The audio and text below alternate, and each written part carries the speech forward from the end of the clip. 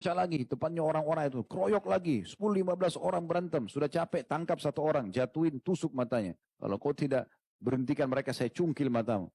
Begitu terus sampai hari ketiga, hari keempat tidak ada lagi yang berani sama Umar.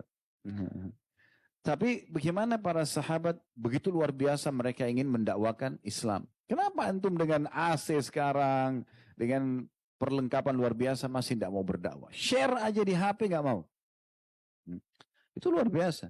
Padahal bisa saja dengan satu share kita sebuah pesan yang baik, tapi tentu diteliti dulu ya kebenarannya.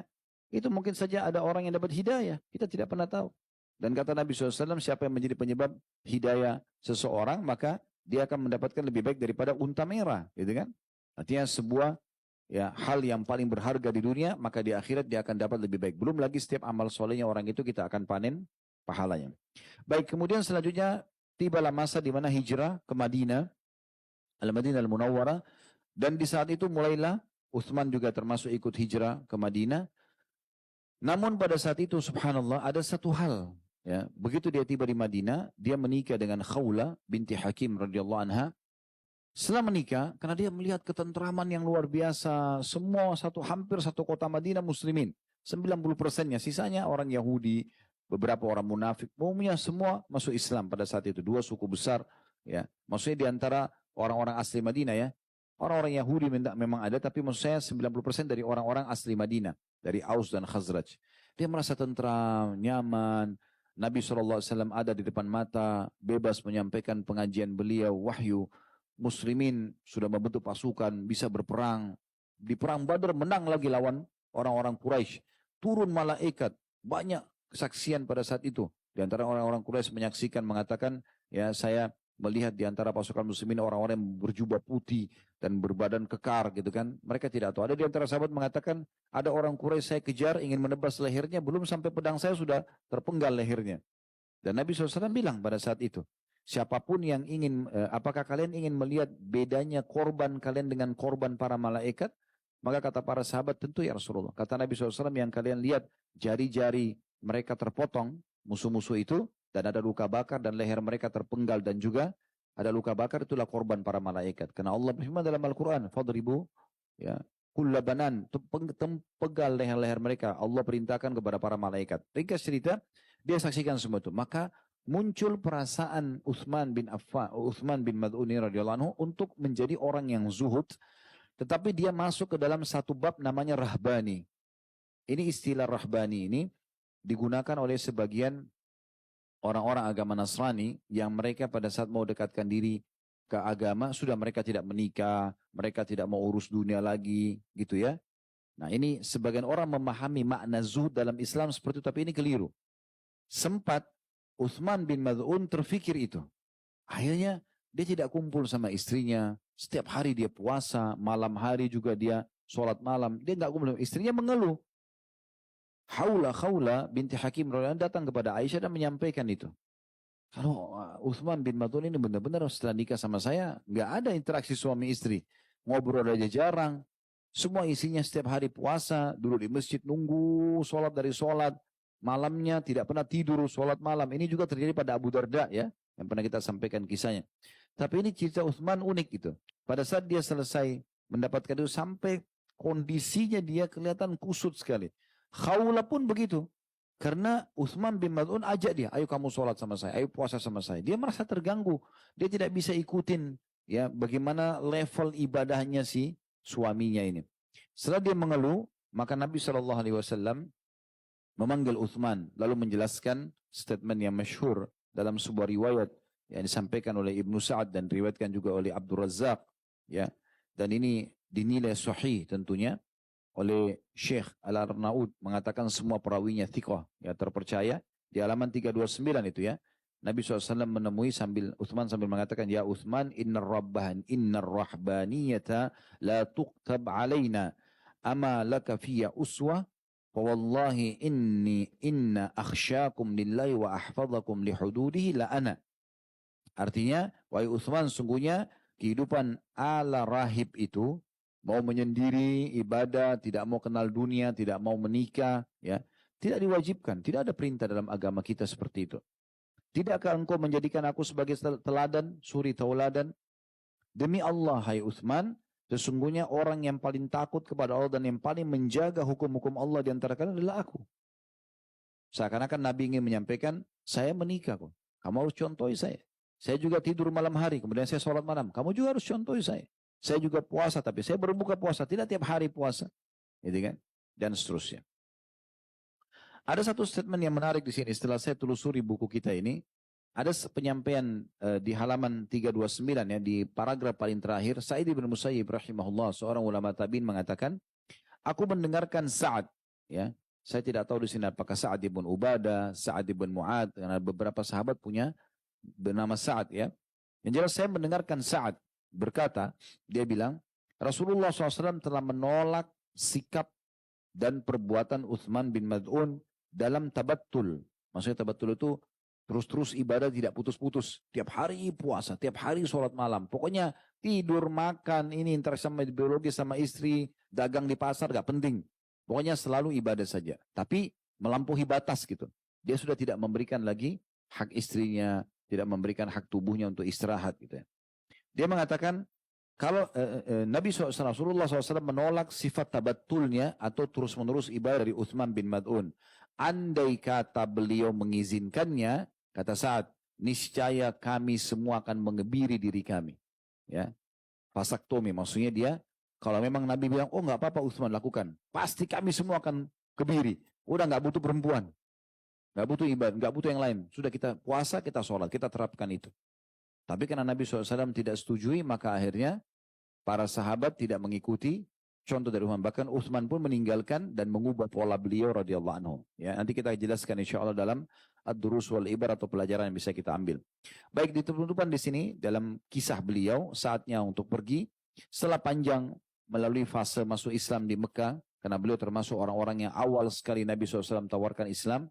Di antara belasan nama sahabat as-sabiqun al-awwalun, orang yang pertama masuk Islam itu disebutkan Uthman bin Mad'un. Ya, di fase-fase awal, masuk Islamnya Abu Bakar, Khadijah, itu Uthman bin Mad'un juga masuk Islam.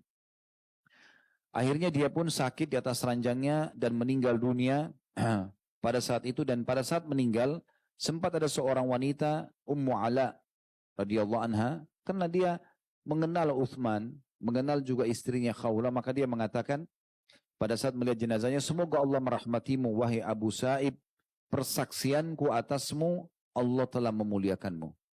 Jadi dia bilang, saya bersaksi, kau pasti mulia. Karena semasa hidup ditahu bagaimana baiknya orang ini gitu.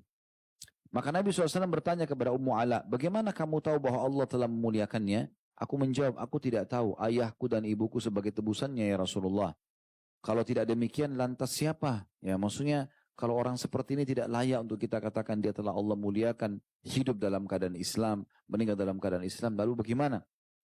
Maka Nabi SAW bersabda dalam sabdanya yang masyhur diriwayatkan oleh Bukhari Muslim, amma huwa faqad ja'ahu wallahi al-yaqin. Wallahi inni la arju lahul khaira wa ma adri wallahi wa ana Rasulullah ma yuf'alu bih. Adapun dia, ini Uthman yang tadi baru kamu berikan kesaksian, demi Allah kematian telah datang menjemputnya, dan demi Allah sungguh aku berharap kebaikan baginya. Aku pun berharap itu. Ya. Dan demi Allah aku tidak tahu apa yang akan diperlakukan terhadap diriku padahal aku adalah seorang utusan Allah. Maksudnya sekarang aku masih hidup, tapi aku tidak tahu ke depannya apakah aku akan seperti Uthman ini meninggal dalam keadaan Islam. Jadi Nabi SAW bukan berarti tidak meyakini tentang janji Allah SWT, tapi beliau seperti mengingatkan umatnya, hati-hati, tetap pertahankan Islam itu sampai meninggal nantinya. Di malam harinya, Ummu Ala mimpi. Melihat dalam mimpinya, dia bilang, ya, aku pun melihat dalam mimpi Uthman memiliki sumber air yang mengalir dengan deras. Maka aku tanyakan kepada Nabi SAW, maka Nabi mengatakan itu adalah pahala amalannya.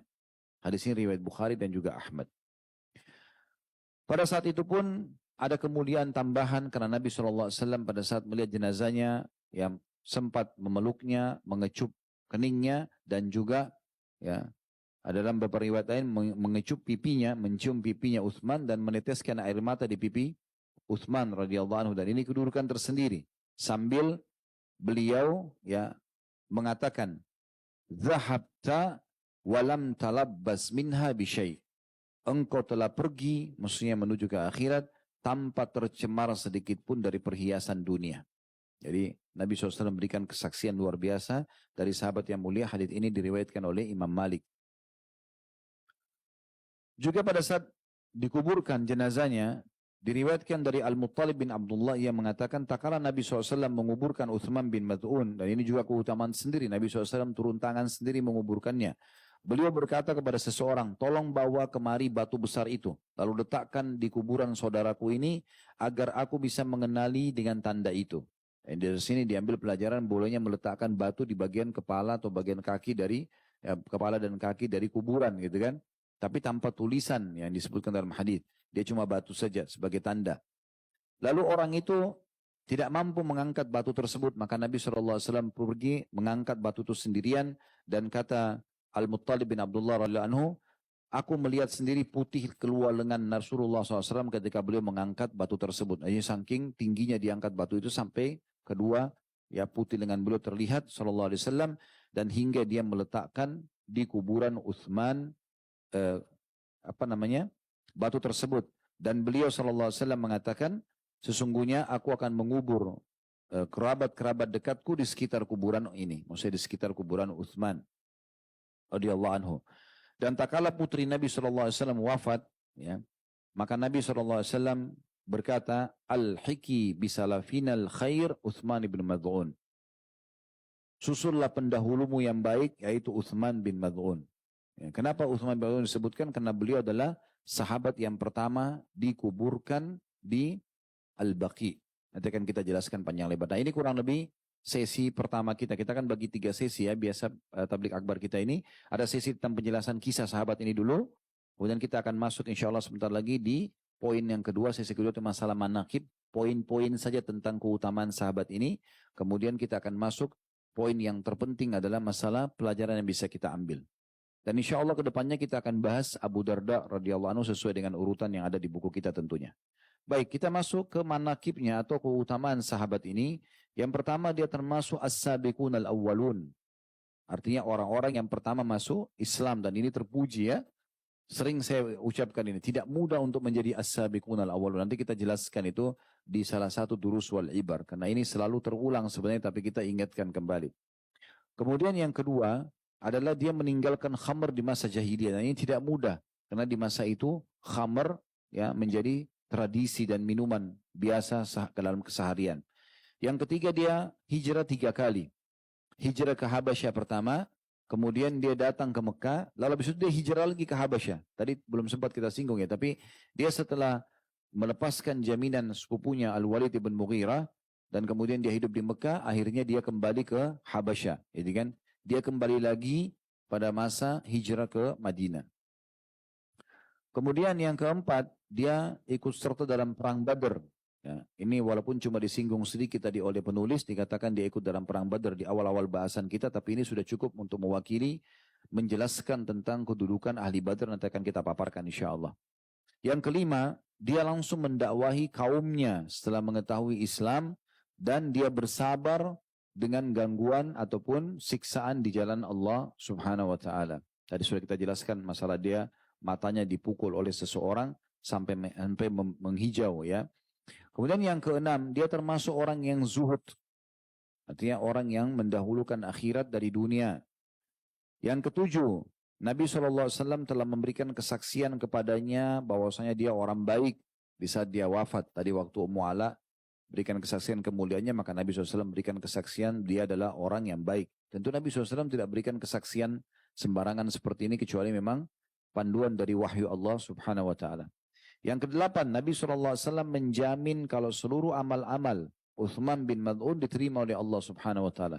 Ini berita gembira tentunya buat beliau ya, radhiyallahu anhu, setelah menafsirkan mimpi Ummu Ala tadi.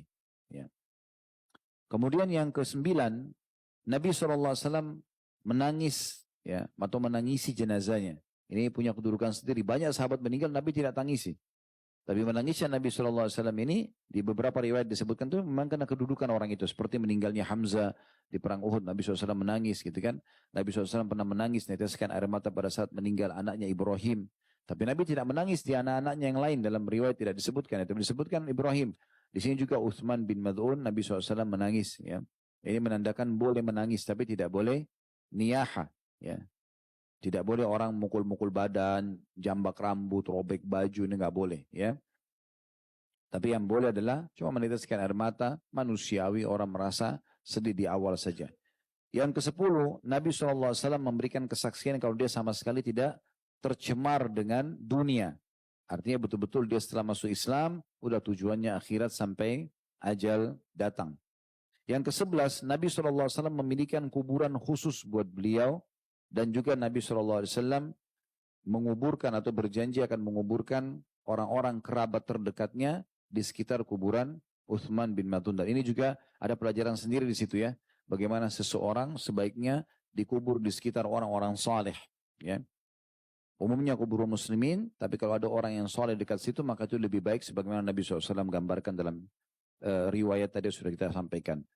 Kemudian yang ke-12 yang terakhir keutamaan beliau adalah beliau sahabat pertama yang dikubur di Baqi. Ya, dan ini yang kita sebutkan karena Baqi satu-satunya kuburan yang Nabi SAW doakan secara khusus dan punya keutamaan tentunya kuburan ini. Nanti akan kita jelaskan dan beliau adalah orang yang pertama dikubur di situ. Baik, sesi yang ketiga teman-teman sekalian dari tabligh akbar kita, dan ini menjadi inti bahasan kita selain tadi penjelasan tentang kisah sahabat ini, tentang pelajaran-pelajaran yang bisa kita ambil.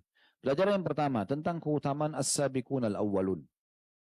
Ini selalu harus kita kenang teman-teman sekalian, karena tadi saya sudah bacakan surah Al-Hasyr ayat 100 ya. As-sabiqu was-sabiqun al-awwaluna minal muhajirin wal ansar walladzina ittaba'uhum bi ihsanin radhiyallahu anhum wa radu an وعد لهم جنات تجري تحت الأنهار خالدين فيها أبدا ذلك الفوز العظيم. Dan orang-orang yang pertama-tama masuk Islam dari kalangan muhajirin dan ansar, dan orang-orang yang mengikuti mereka dengan baik. Ya, Allah ridho kepada mereka, mereka ridho kepada Allah, dan Allah janjikan buat mereka surga-surga yang mengalir di bawahnya sungai-sungai, mereka kekal di dalamnya selama-lamanya. Itulah kemenangan yang besar. Ya, jadi ini poin yang sangat penting tentang masalah bagaimana as-sabiqun al-awwalun. Tentu khilaf di antara ulama, siapa as-sabiqun al-awwalun?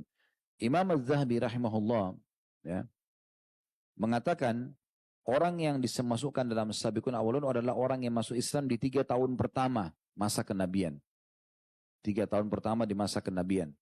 Uthman bin Mad'un ya, dan kedua saudaranya namanya Qudamah dan Abdullah, mereka termasuk orang yang masuk ya di 3 tahun pertama itu. Tentu sebagian ulama mengatakan sabiqun al-awwalun juga masuk dalamnya adalah ya, belasan orang. Ada yang mengatakan semua fase Mekah masuk dalamnya. Intinya tokoh kita ini adalah masuk di dalam as-sabiqun al-awwalun. Baik, selanjutnya yang kedua adalah beliau meninggalkan khamr ya di masa jahiliyah, dan ini punya keutamaan sendiri ya. Kita sudah tahu bahwasanya dalam Islam khamr diharamkan, tidak boleh tentunya ya. Dan Allah Subhanahu wa taala menyebutkan akhir ayat turun tentang pengharaman khamr surah Al-Maidah ayat 90 sampai 91 ya.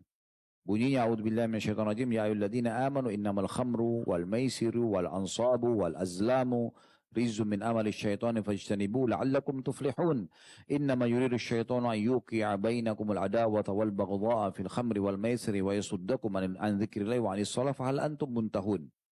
Yang artinya, hai orang beriman, sungguhnya khamr, minuman keras atau semua yang memabukkan walaupun serbuk kayak narkotika sekarang masuk dalamnya. Kemudian judi ya. Kemudian berkorban untuk berhala ya. Kayak kita sekarang sesajen ya. Kemudian juga mengundi nasib dengan anak panah. Nah, tradisi orang-orang jahiliyah dulu, mereka kalau mau safar mereka suka undi nasib dengan anak panah ya. Kemudian semua itu kata Allah adalah najis dari perbuatan syaitan, maka jauhilah agar kalian beruntung. Dan sungguhnya syaitan itu ingin menjerumuskan kalian pada permusuhan, pertikaian dalam khamr dan judi, dan menjauhkan kalian dari zikir kepada Allah, mengingat Allah dan juga sholat. Maka apakah kalian tidak berhenti? Pada saat turun ayat ini, semua sahabat yang masih minum khamr waktu itu, karena ini adalah ayat terakhir, nanti kita jelaskan tahapannya pengharaman khamr ya, melalui 4 tahapan fasenya. Maka pada saat turun ayat ini, ya, karena sudah turun 3 ayat sebelumnya, maka para sahabat mengatakan intahina, intahina. Kami selesai, kami selesai. Lalu kemudian semua kendi-kendi khamr mereka dipecahkan dan seluruh kota Madinah pada saat itu jalannya dibasahi oleh khamr-khamr mereka. Tapi ini dalil dulu kita gunakan tentang pengharaman khamr. Allah SWT larang kita itu. Jadi harus berhenti dari semua ini. Ya, dan yang belum terjerumus jangan coba. Karena sesuatu yang Allah haramkan tujuannya dipelajari dan dijauhi. Bukan dicoba. Tidak usah bilang, oh babi ini haram, saya mau coba dulu rasanya bagaimana.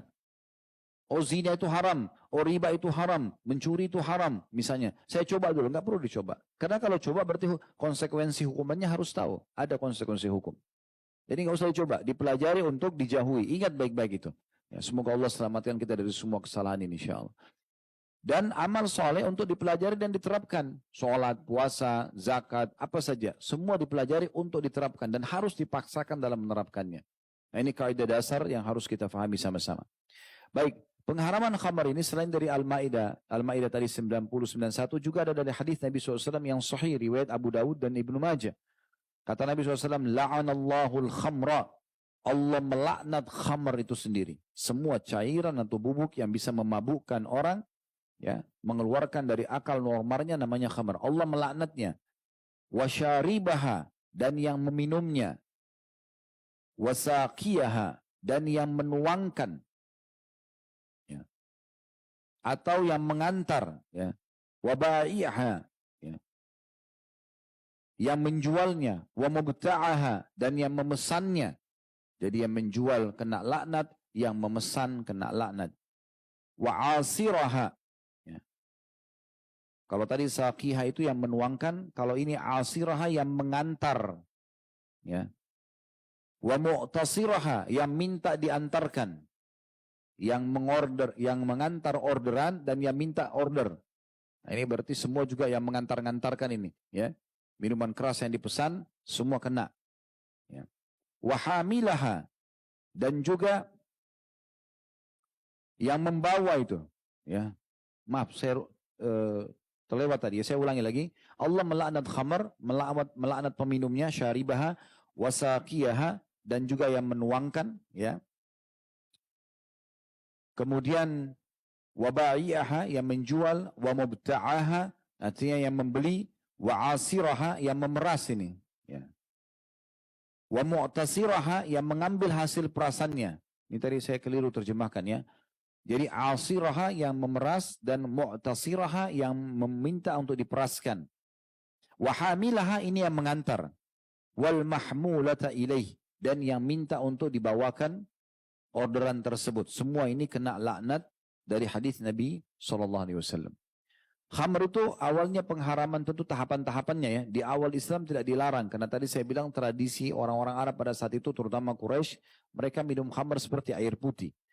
Pertama turun surah An-Nahl dulu, surah nomor 16 ayat 67, yang bunyinya, wa min thamaratin nakhili wal anabi tattakhiduna minhu sakaran wa rizqan hasana inna fi dzalika laayatan liqaumin yaqilun. Ya. Dan dari buah kurma dan anggur kamu membuat minuman yang memabukkan dan rezeki yang baik. Maksudnya jual beli di situ. Allah belum haramkan. Allah cuma jelaskan. Rupanya kalian biasa mengambil dari kurma dan anggur, kalian buat minuman yang memabukkan. Kalian mabuk-mabuk dengan itu. Dan kalian juga jual beli di situ. Sesungguhnya pada demikian itu benar-benar terdapat tanda-tanda kebesaran Allah bagi kaum yang memikirkan. Maksudnya Allah yang telah menciptakan kurma dan anggur itu. Ya. Lalu turun ayat setelahnya, Al-Baqarah, surah nomor 2 ayat 219. Ini tahapan yang kedua. Allah mengatakan, yas'alunaka 'anil khamri wal maisiri kul fihima ithmun kabirun wa manafi'u lin-nasi wa ithmuhuma akbar min naf'ihima. Al-ayat. Artinya, ditanyakan kepada Muhammad tentang khamr dan juga judi. Katakan pada keduanya ada dosa yang besar, ada manfaat buat orang. Karena orang minum khamr, dia teler, dia nggak sadar, dia merasa tenang beberapa saat, gitu kan? Ada manfaat yang dia bisa dapatkan. Tapi Allah mengatakan cuma dosanya dan mudaratnya lebih besar daripada manfaatnya. Tapi di sini belum ada pengharaman. Belum ada pengharaman. Masih Allah jelaskan kalau mudaratnya lebih besar. Orang masih boleh minum khamr, masih boleh pada saat itu. Lalu turun surah An-Nisa, surah nomor 4 ayat 43. Ya. Ya ayyuhalladzina amanu la taqrabus salata wa antum sukara hatta ta'lamu ma taqulun.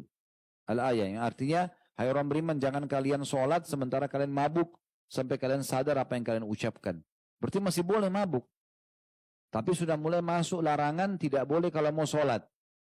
Karena kalau orang mabuk lupa baca ayat nanti. Kan gitu. Nah, lupa bacanya, lupa gerakannya. Tapi masih boleh. Berarti di luar sholat orang boleh mabuk. Gitu kan. Itu surah An-Nisa. Baru turun terakhir surah Al-Ma'idah tadi yang saya bacakan. Surah nomor 5 ayat 90. Nah, di situ baru terjadilah pengharaman secara total. Ya. Ini awal ya di tahap. Cuman ayat-ayat ini perlu kita garis bawahi. Ya. Ayat-ayat ini yang tadi 3 yang kita sebutkan itu adalah ayat-ayat yang sudah terhapus secara hukum. Tapi masih berlaku tilawah. Tidak boleh antum bilang, kan tahapan pengharaman khamr tadi ada. Saya ikutin aja dari awal. Ya. Antum sudah harus ambil tahapan terakhirnya. Karena antum bukan ada di fase itu. Kalau antum hidup di masa itu baru bisa. Gitu kan? Baru bisa, memang belum turun ayat pengharaman. Tapi sekarang sudah turun pengharaman. Jadi berlaku sampai hari kiamat yang dipegangi adalah berlaku hukum dan tilawah surah Al-Ma'idah tadi ayat 90 sampai 91. Baik. Itu pelajaran yang kedua. Pelajaran yang ketiga, karena beliau ikut di Badr, maka kita akan sebutkan juga keutamaan ahli Badr. Ya. Mengingatkan kembali tentang masalah itu sudah pernah kita jelaskan ya, tapi kita mengingatkan kembali kalau ahli Badr itu luar biasa. Mereka punya kedudukan yang sangat tinggi di sisi Allah Subhanahu wa Ta'ala.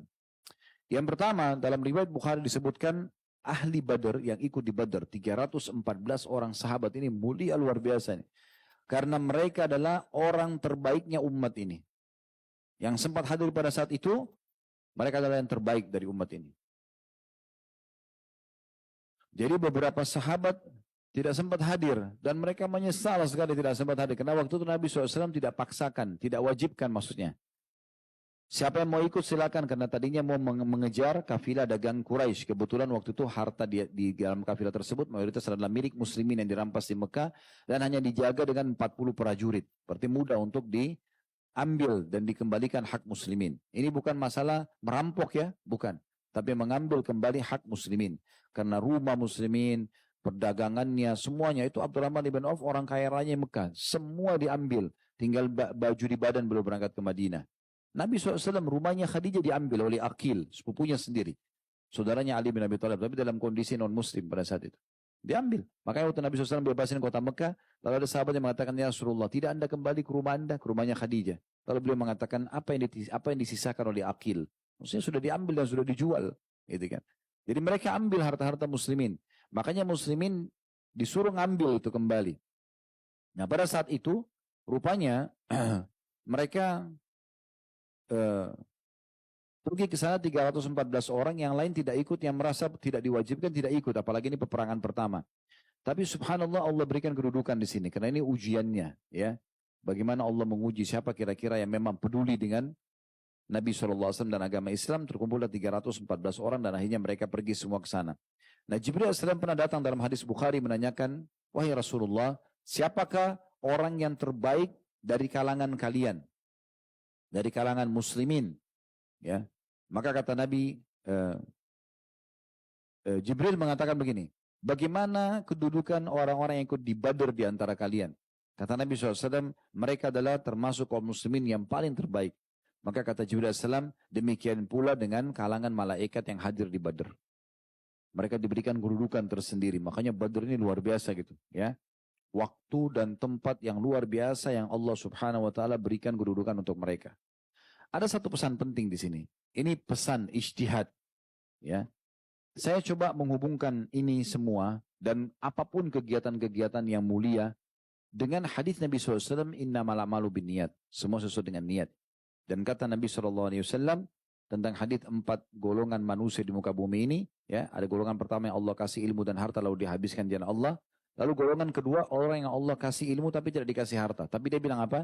Dengan niatnya yang tulus, kalau seandainya Allah engkau berikan aku seperti yang engkau berikan kepada orang ini, maksudnya selain ilmu, harta, sibuk bangun masjid, rumah anak yatim, aku akan buat yang sama.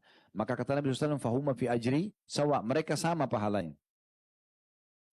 Hadits ini teman-teman sekalian, bukan mustahil.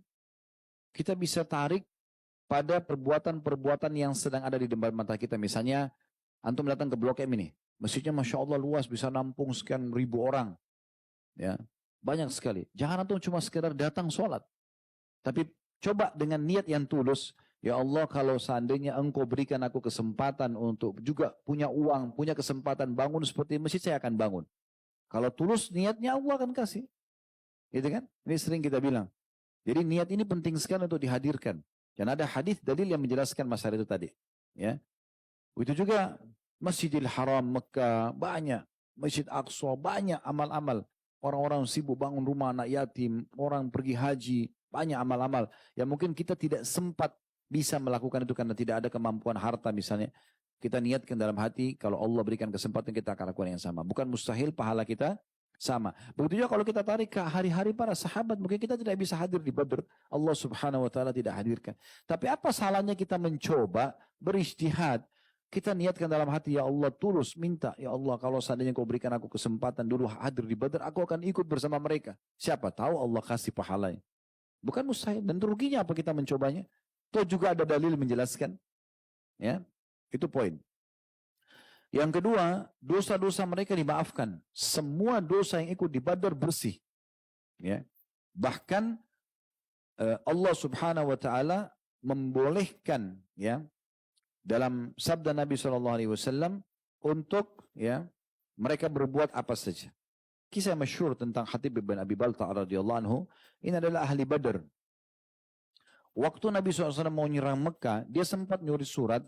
Dia mau beberkan ini kepada Quraisy. Kalau pasukan muslimin akan datang. Tujuannya sebenarnya bukan ingin berkhianat. Tujuannya untuk mengamankan sebagian harta dan keluarganya di Mekah. Tapi Nabi SAW terima wahyu. Lalu Nabi SAW waktu itu mengutus Zubair dan Mikdad. Radhiyallahu anhum, ini dua sahabat yang pemberani. Mengejar perempuan itu.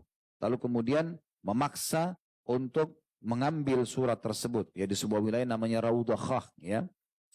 Maka diambillah surat tersebut, intinya ya dengan cara paksa. Wanita itu akhirnya kena ketakutan karena diancam akan digeledah kalau dia tidak mau kasih, karena ini perintah Nabi SAW, maka dikasihlah. Dan isinya adalah surat yang membeberkan kedatangan Nabi SAW ke kota Mekah.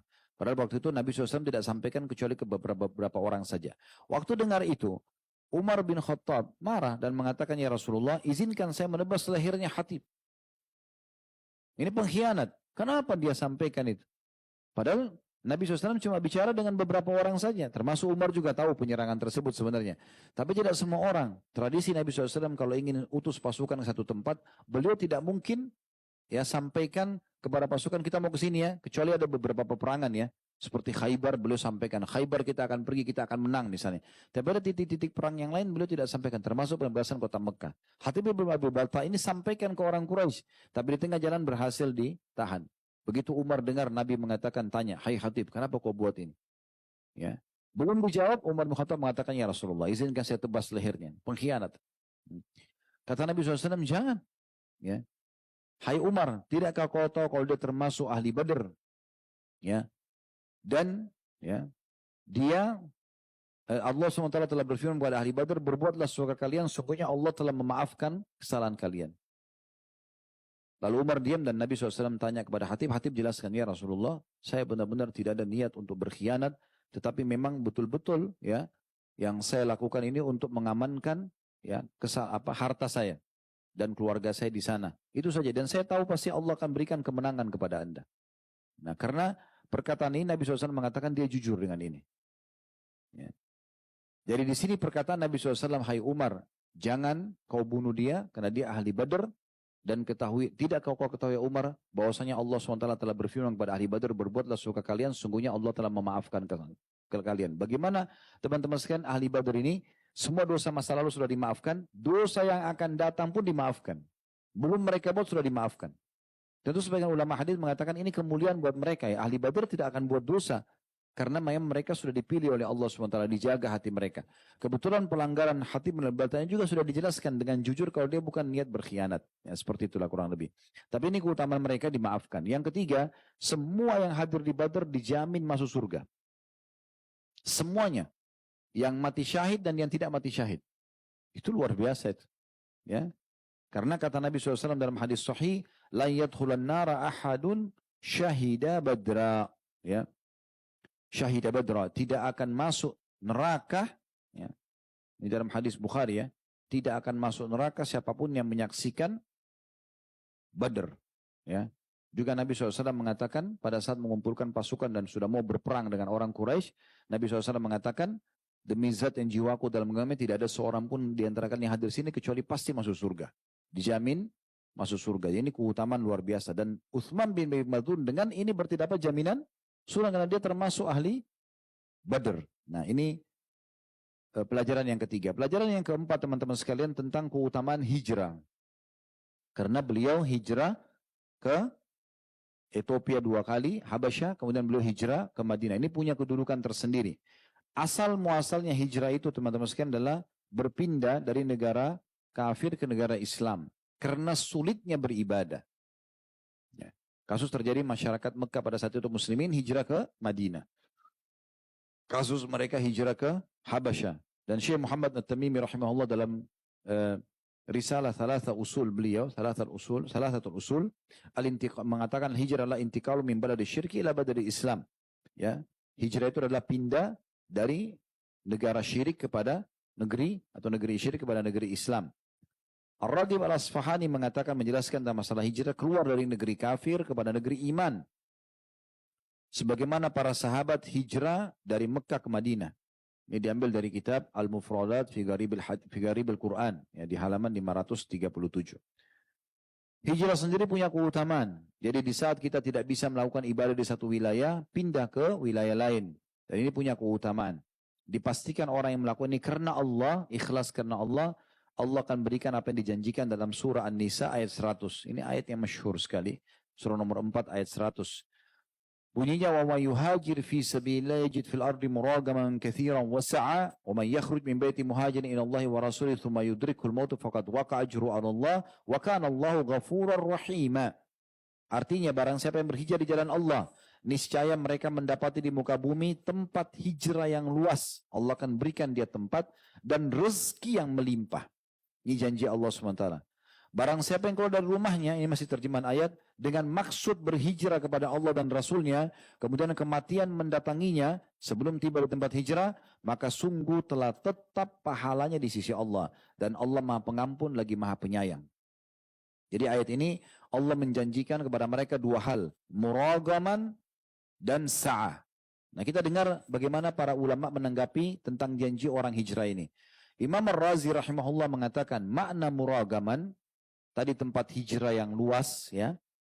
Barang siapa yang berhijrah di jalan Allah ke negeri lain, niscaya akan mendapati di negerinya yang baru itu kebaikan dan kenikmatan yang menjadi sebab kehinaan dan kekecewaan para musuhnya yang berada di negeri asalnya. Allah sengaja nanti orang hijrah karena Allah ini diberikan kenikmatan yang luas di tempat yang dia baru hijrah, dibukakan pintu-pintu rezeki, penerimaan segala macam. Tujuannya selain memberi mereka rezeki juga untuk memberikan kekecewaan dan kehinaan kepada orang-orang yang telah mengusirnya. Sebab orang yang memisahkan diri dan pergi ke negeri asing sehingga mendapatkan ketentraman di sana, lalu berita itu sampai kepada negeri asalnya, niscaya penduduk negerinya itu akan malu atas buruknya perilaku mereka yang mereka berikan dan mereka merasa hina. Sementara makna sa'a, rezeki yang melimpah, Abdullah bin Abbas radhiyallahu anhu mengatakan makna sa'a keluasan rezeki, artinya tidak ada batasnya. Orang yang hijrah meninggalkan negeri kafir ke negeri Islam karena susah ibadah di sana, dipastikan ini jaminan firman Allah SWT akan diberikan rezeki, bukan cuma rezeki saya tercukupi tapi melimpah. Kemudian Qatadah rahimahullah mengatakan keluasan dimaksud adalah keluasan dari kesesatan kepada petunjuk dan dari kemiskinan kepada melimpahnya harta. Imam Malik juga berkata rahimahullah, keluasan negeri artinya akan sangat luas lapang dadanya, kesempatan dia mengelola apapun di negeri yang baru dia datangi. Imam Qurtubi rahimahullah yang menukil ketiga pendapat ini, pendapat Abdullah bin Abbas tentang keluasan, Qatadah rahimahullah tentang keluasan dari kesesatan dan kemiskinan kepada kekayaan, dan Imam Malik tentang keluasan negeri. Beliau mengatakan, Imam Qurtubi dalam tafsir Qurtubi beliau, tafsir Al-Qurtubi masyhur ya, jilid 5 halaman 348, Beliau mengatakan pendapat Imam Malik lebih dekat pada kefasihan ungkapan bangsa Arab atau bahasa Arab sebab keluasan negeri dan banyaknya bangunan menunjukkan keluasan rezeki, juga menunjukkan kelapangan dada ya dan atau kelapangan dada yang siap menanggung kesedihan dan pikiran serta hal lain yang menunjukkan kemudahan. Ya, ini diambil dari tafsir Al-Kabir ya. Jadi 10 halaman 11 ya. Hijrah sendiri bisa bermakna dua, sebagian ulama memaknakan dengan dua. Makna yang pertama yang tadi, yaitu hijrah dari negara kafir ke negara Islam. Di saat dia tidak bisa beribadah di sana. Ya. Kemudian yang kedua, ini makna, ya, yaitu, maaf, kita bicara hijrah dulu, hijrah umum, ya.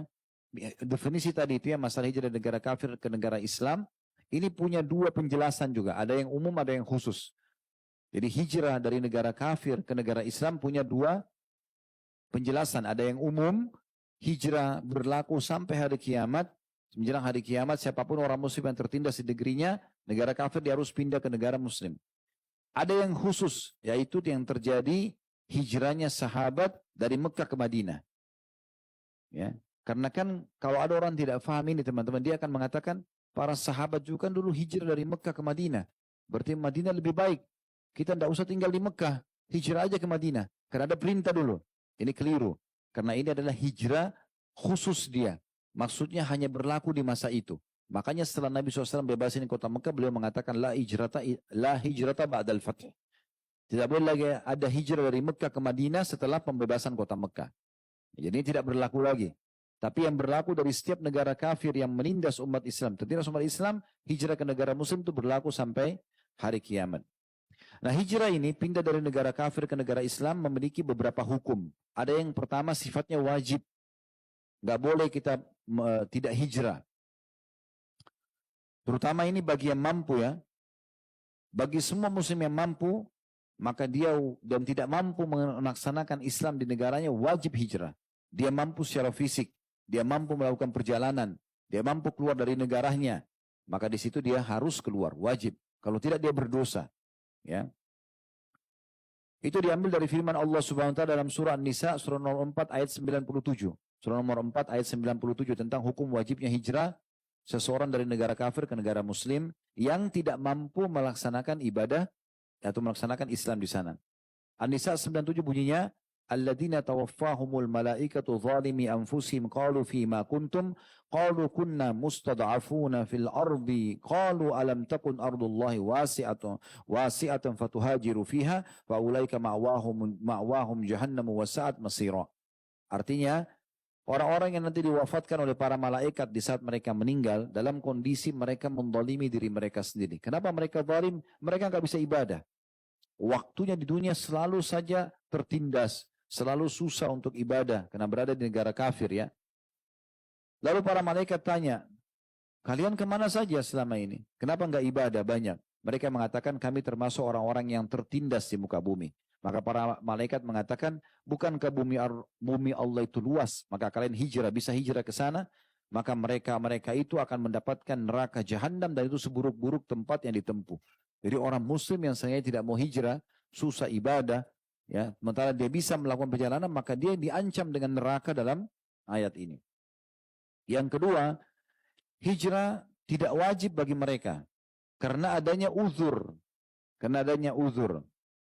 Yaitu orang-orang yang tidak mampu melakukan perjalanan. Orang sangat tua, sakit keras, para wanita, anak-anak kecil, ya, mereka nggak mampu. Setelah Nabi SAW hijrah ke Madinah, itu masih ada anak-anak Nabi di Mekah yang akhirnya dijemput ya oleh Ali bin Abi Thalib ke Mekah, gitu kan? Jadi masih ada orang yang di Mekah tidak mampu melakukan hijrah. Itu Allah sebutkan masih dalam surah An-Nisa lanjutan ayat tadi 97-98-nya Allah mengatakan illal mustada'afina minar rijali wan nisa'i wal wildani la yastati'una hilatan wa la yahtaduna sabila.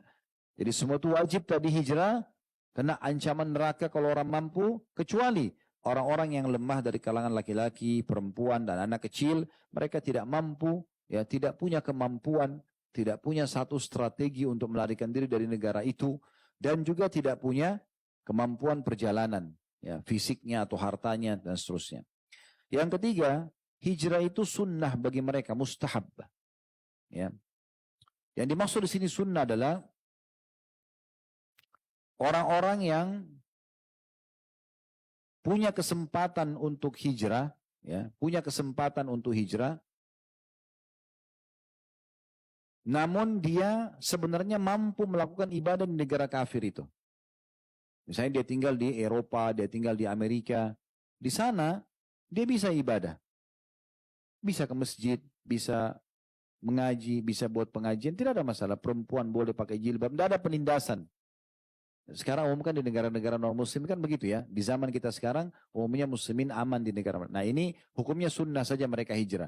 Kalau mereka mau lebih baik mereka hijrah ke negara muslim. Tapi kalau mereka bertahan tidak salah. Mereka tidak salah karena memang mereka bisa beribadah. Karena kan kasusnya tadi wajib kalau mereka tidak bisa ibadat. Sholat tidak bisa, semua tidak bisa. Akhirnya sembunyi-sembunyi dan bahkan di antara mereka banyak meninggalkan sholat. Maka ini hukumnya haram, tidak boleh mereka. Ya. Dan hijrah seperti ini berlaku sampai hari kiamat juga ya. Sebagaimana sabda Nabi SAW, la tanqati hijratu hatta tanqati at-taubah. Tidak akan terputus kesempatan hijrah sampai terputusnya kesempatan taubat. Wala tanqati at-taubah hatta tatli asy-syams min maghribiha. Dan tidak akan tertutup itu taubat sampai matahari terbit dari baratnya. Ya. Kemudian ada makna hijrah yang lain. Kalau tadi kan makna hijrah pindah dari negara kafir ke negara Islam. Sudah kita jelaskan hukumnya, ada yang wajib, ada yang tidak wajib bagi mereka karena ada uzur, ada yang sunnah. Sekarang ada makna hijrah yang lain secara maknawi. Dan ini juga makna masuk dalam sabda Nabi SAW, wal muhajiru man hajara ma nahallahu anhu. Hadis Bukhari. Orang-orang yang hijrah adalah orang-orang yang meninggalkan apa yang Allah haramkan. Nah berarti bisa kita menggunakan istilah hijrah. Misalnya, oh kamu sudah hijrah ya? Karena pindah dari keadaan dia dulu, ya riba, zina, jauh dari agama. Sekarang sudah ikut di pengajian, sudah mulai soleh dan soleha, ya tutup aurat tadinya tidak. Ini namanya hijrah juga, bisa. Ya itu tidak salah penggunaannya. Itu secara maknawi, ya secara maknawi. Jadi ini yang ketiga ya. Baik, yang keempat yang bisa kita ambil pelajaran adalah keutamaan berdakwah dan juga bertahan di atas keimanan atau kokoh di atas keimanan kita. Diambil daripada sikap Uthman radhiyallahu anhu di saat tadi beliau sudah masuk iman dalam hatinya karena surah An-Nahl ayat 90 tadi yang turun pada Nabi SAW, langsung dia datang ke majlis Quraisy lalu mendakwakan. Dan itu sikap para sahabat terutama sabiqun al-awwalun, mereka enggak pakai nunggu. Tadi sudah kita kasih contoh Umar bin Khattab sampai berantem gara-gara bacain ayat Al-Quran. Abdullah bin Mas'ud sampai digebukin ya. Dan banyak kisah-kisah yang lain. Nabi SAW sendiri juga begitu. Berdakwah sampai dituangkan kotoran unta di atas kepala beliau lagi sujud. Diinjak batang leher beliau SAW dan seterusnya. Ya. Dan Allah Subhanahu Wa Taala memuji orang-orang mukmin yang mau berdakwah. Menyampaikan dakwah. Sebagaimana Allah sebutkan dalam surah Fussilat. Surah nomor 41 ayat 33. Tapi tentu batasan dakwah itu teman-teman adalah sesuatu yang sudah kita ketahui. Ya, terutama kita sudah amalkan. Misalnya antum tahu tentang sholat malam. Oh keutamanya ini, sudah pernah baca, sudah pernah dengarin di pengajian. Kemudian antum juga sudah praktekin, nah dakwahkan. Dakwahkan itu. Kalau satu jenis ibadah yang antum sudah kuasai teorinya, tapi antum belum punya kesempatan untuk melakukannya, bukan tidak mau ya. Seperti boleh enggak seorang yang bujang menyampaikan tentang bab nikah? Boleh saja. Boleh enggak seorang muslimah tapi dia memang ustazah, mungkin dia tamat pesantren, dia tamat S1 jurusan agama, tapi memang belum datang jodohnya. Boleh enggak dia bahas masalah bab nikah? Boleh, karena dia bukan pungkiri itu. Dia akan kerjakan, cuma dia bahas. Boleh enggak seseorang ustaz miskin bahas bab zakat? Boleh saja, karena dia bukan orang mampu. Orang bahas tentang bab haji, kan gitu. Sementara dia belum kerjakan haji, boleh saja, karena dia belum mengerjakan. Nah yang tidak boleh itu kalau besar di sisi Allah SWT, antum sebenarnya tahu, bisa melaksanakan, tapi antum tidak laksanakan, lalu antum dakwakan. Gitu kan? Ayo sholat malam, antum tidak pernah sholat malam. Kan itu. Nah itu kabura maqtan indallah. Itu besar di sisi Allah SWT. Tidak boleh. Jadi itu perlu difahami. Allah berfirman dalam surah Fussilat surah nomor 41 ayat 33, "Wa man ahsanu qawlan mimman da'a ila Allah wa 'amila shalihan wa qala innani minal muslimin." Siapa yang lebih baik perkataannya dari orang yang mendakwakan atau berdakwah di jalan Allah dan berbuat amal saleh serta dia mengatakan adalah seorang muslim. Maksudnya dia adalah orang yang sangat baik di muka bumi. Kemudian juga Allah SWT berfirman dalam surah Al-Imran surah nomor 3 ayat 110. Kuntum khaira ummatin ukhrijat linnasi ta'muruna bil ma'rufi wa tanhauna 'anil munkari wa tu'minuna billah. Kalian adalah sebaik-baik umat yang dikeluarkan di muka bumi ini, umat Islam, umat Muhammad sallallahu alaihi wasallam. Ya, karena kalian menyuruh pada yang ma'ruf, mengingatkan pada yang benar, yang baik dalam gambaran agama. Sudah tahu, sampaikan. Praktikkan dan sampaikan. Dan kalian melarang dari kemungkaran serta kalian beriman kepada Allah. Ya. Tentu dakwah ini harus sesuai tadi dengan ilmu dan juga ingat kemampuan, ya. Kemampuannya jangan sampai kita tidak mampu lalu kita paksakan. Ibnu Taimiyah berkata, rahimahullah dalam Majmu' Fatawa beliau, "Yajib alaihi an yakuma min ad-da'wati bima yaqdir alaihi." Seseorang muslim yang mau berdakwah, dia melakukan, wajib bagi dia melakukan ya sesuai dengan kemampuannya. Idza lam yakum bihi ghairu. Kalau tidak ada orang yang melakukan dakwah itu.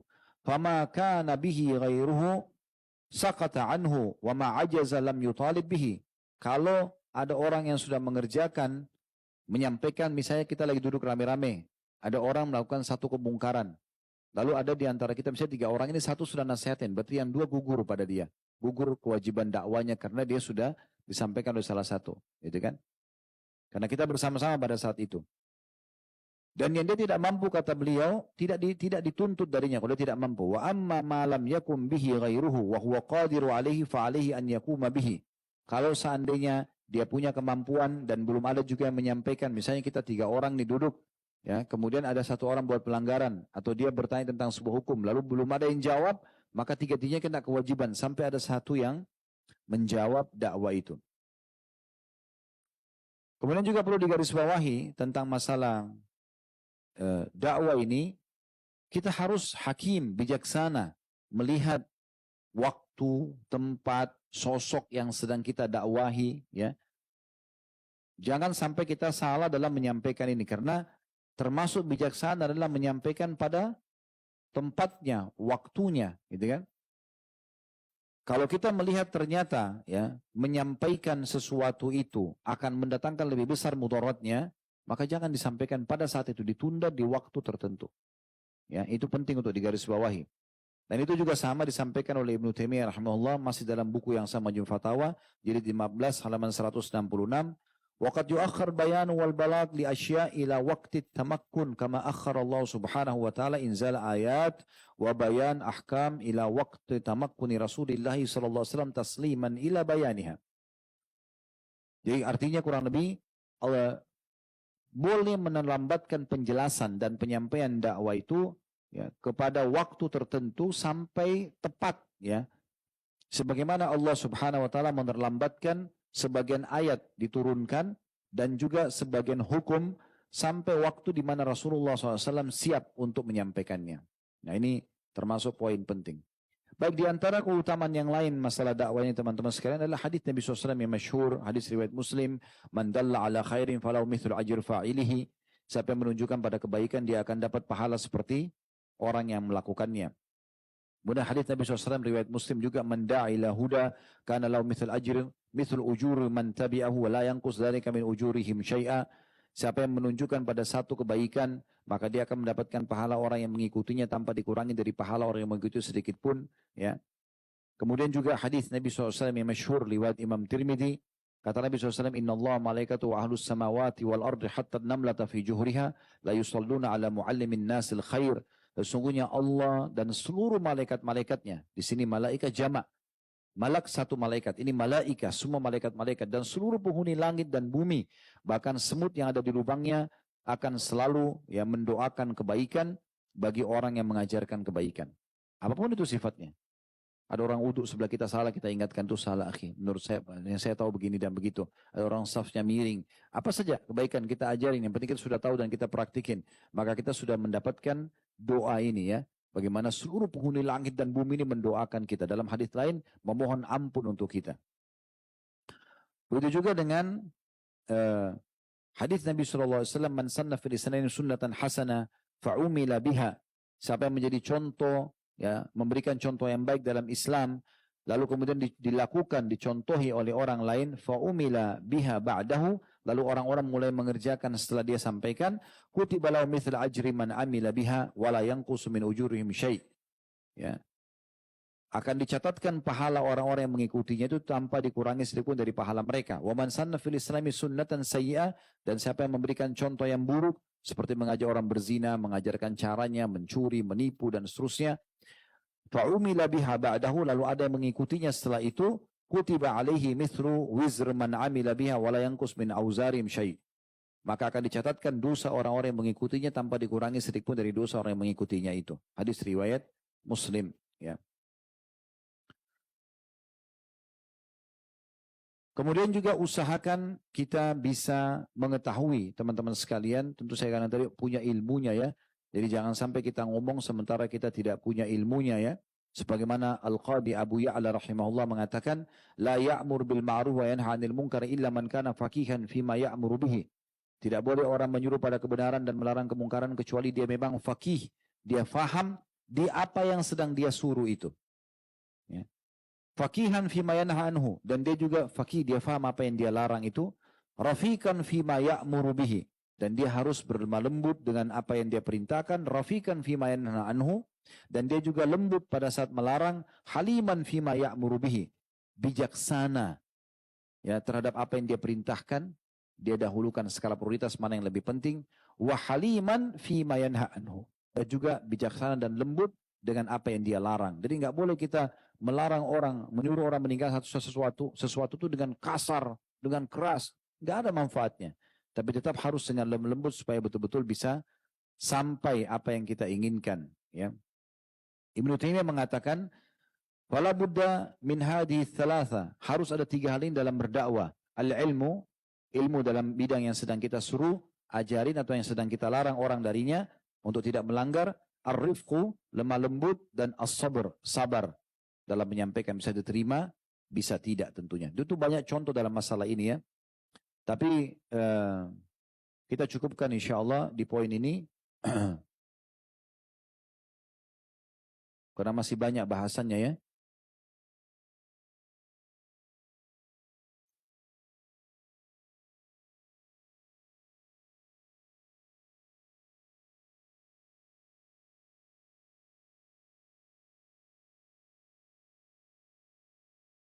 Ya, ada satu riwayat sebenarnya yang saya ingin sampaikan ya.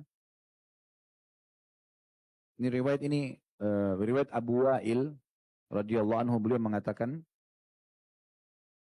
maaf, ini seorang tabi'in, beliau mengatakan, kana Abdullah yudzakkirun nas fi kulli khamis. Abdullah, maksudnya Abdullah bin Umar, sering mengingatkan orang setiap hari Kamis.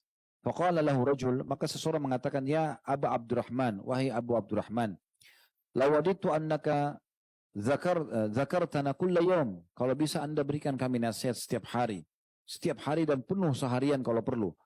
Qala ama innahu yamna'uni min dzalika anni akrahu an umliakum wa inni atakhawwalakum bil mau'idati kama kana Nabi SAW yatakhawwaluna biha makhafatan as-samati alaina. Sebenarnya yang membuat aku tidak melakukan itu karena aku tidak ingin sama sekali aku bebankan kalian ya.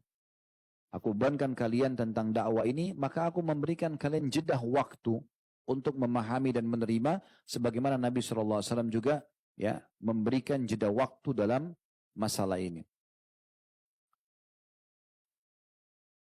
Kemudian teman-teman sekalian yang kelima adalah zuhud ya. Itu bab dakwah ini cukup luas tadi, ada banyak beberapa lembar tulisan yang sudah saya tulis, saya langkahi karena memang panjang lebar ya. Sekarang melihat waktu sudah menjelang jam 3. Jadi yang kelima adalah teman-teman sekalian keutamaan zuhud sendiri. Ya, kita diambil dari sikapnya tadi sahabat mulia Utsman bin Maz'un radhiyallahu anhu, bagaimana beliau zuhud ya. Ada hadits mulia pembukaan dalam pelajaran ini. Hadits Ibnu Majah, kata Nabi SAW dari hadis Sahal bin Sa'ad radhiyallahu anhu, Atan Nabi sallallahu alaihi wasallam rajul faqal, kata Sahal bin Sa'ad, ada seseorang laki-laki datang kepada Nabi SAW dan berkata, ya Rasulullah, dulluni ala amalin idza ana amiltuhu ahabbani Allahu wa ahabbani an-nas. Wahai Rasulullah, tunjukkan aku satu amalan yang kalau aku kerjakan Allah cintai aku dan semua juga manusia cintai aku. Faqala Rasulullah SAW, maka Nabi SAW mengatakan, uzhud fid dunya yuhibbukallah wazhad, ya. Izhad fid dunya yuhibbukallah wazhad fima fi aidin nasi yuhibbuk. Artinya, zuhudlah kamu di dunia, maka pasti Allah akan mencintaimu, dan zuhudlah kamu terhadap apa yang di tangan orang, maka juga manusia akan mencintaimu. Zuhud itu definisinya ya, cukup banyak disampaikan ulama, diantaranya Abu Sulaiman Ad-Darani berkata tentang masalah zuhud, diambil dari nukil dari kitab Hilyatul Awliya, jilid 9 halaman 258 ya. Abu Sulaiman Ad-Daruni mengatakan, anna zuhda fi tarki ma yushgiluka anillah. Zuhud itu adalah engkau meninggalkan segala sesuatu yang menyibukkan kamu kepada selain Allah. Itu berarti zuhud. Setiap ada orang selalu sibuk dengan perintah-perintah Allah, tinggalkan larangan, dan semua yang menyibukkan dia, coba mengalihkan dia dari itu, dari ketaatan kepada Allah, maka ditinggalkan. Itu namanya orang zuhud.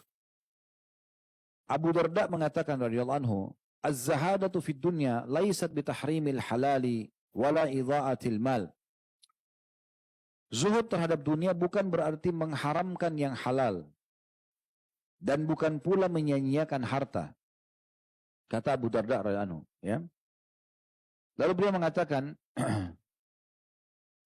walakin az-zahadatu fid dunya Allah takuna bima fi yadayka awthaku mimma fi yadillah wa an takuna fi thawabil musibati idza anta usibta biha argaba fiha law annaha ubkiyat lak.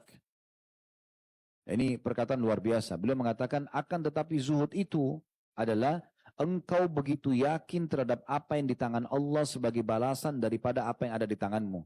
Jadi maksudnya kita kalau mau sedekah, ya, orang zuhud itu dia pasti tidak peduli dengan apa yang dia keluarkan karena dia lebih peduli dengan apa yang Allah balas nanti. Nah begitu. Dia lebih peduli terhadap apa yang di tangan Allah sebagai balasan daripada yang di tangan dia. Dia selalu ya royal di tangan Allah karena dia yakin balasan Allah lebih baik. Dan kemudian yang luar biasa beliau mengatakan, dan zuhud adalah berarti engkau ya bila tertimpa musibah, engkau lebih mengharapkan pahala musibah itu daripada kembali lagi dunia itu kepadamu. Ini luar biasa. Jadi kayak misalnya orang sakit. Menurut beliau, kalau orang zuhud adalah dia berharap pahala sakit itu daripada dia kembali sehat. Itu lebih dia sukai. Hilangnya harta dia, lebih dia sukai pahala musibah ini daripada kembalinya harta itu kepada dia. Walaupun nanti kalau dia sehat, dia kembali harta itu adalah bagian daripada nikmat Allah. Tapi bukan itu targetnya.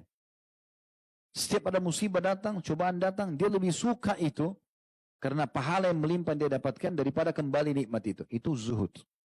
Itu luar biasa. Diambil dari ya kitabnya Imam Ahmad dalam kitab Zuhud. Ya. Dan juga Ibnu Majah juga Tirmidzi menukil masalah ini.